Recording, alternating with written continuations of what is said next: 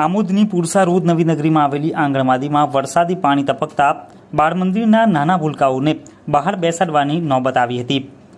આમોદમાં આજે ધોધમાર વરસાદ વરસ્યો હતો, જેમાં આમોદમાં પુરસા રોડ નવી નગરીમાં આવેલી જળજડિત આંગણવાડી બિસ્માર હાલતમાં હોય ધાબા ઉપરથી પાણી ટપકતા આંગણવાડીમાં પાણી જ પાણી થઈ ગયું હતું, જેથી આજે સવારે આંગણવાડીમાં આવેલ નાના બાળકોને આંગણવાડીની બહાર ખુરશીમાં બેસાડવાની નોબત આવી હતી, જેથી વાલીઓમાં રોષ જોવા મળ્યો હતો।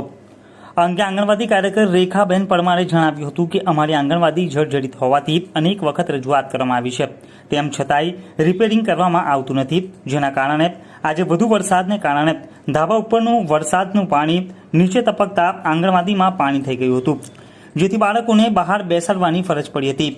અત્રે ઉલ્લેખનીય છે કે આમોદ નગરપાલિકા દ્વારા જર્જરિત આંગણવાડી રિપેર કરવા માટે આમોદની એક એજન્સીને 2 પાર્ટમાં લાખોના રૂપિયાનો કોન્ટ્રાક્ટ આપવામાં આવ્યો હતો, પરંતુ હજુ સુધી આંગણવાડી રિપેર કરવામાં આવી નથી।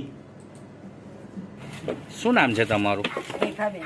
તો આ પુરસા નવી નગરીમાં માર મંદિરમાં શું સમસ્યા છે?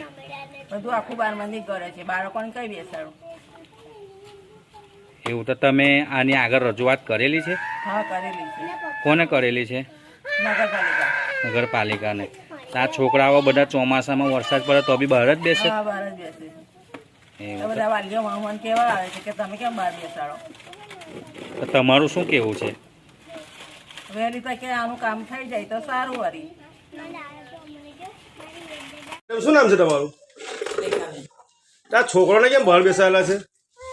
અંદર આ બધું આખું બાર મંદિર કરે છે। એવું તમે કોઈ રજૂઆત કરેલી છે? હા, કરેલી છે। એવું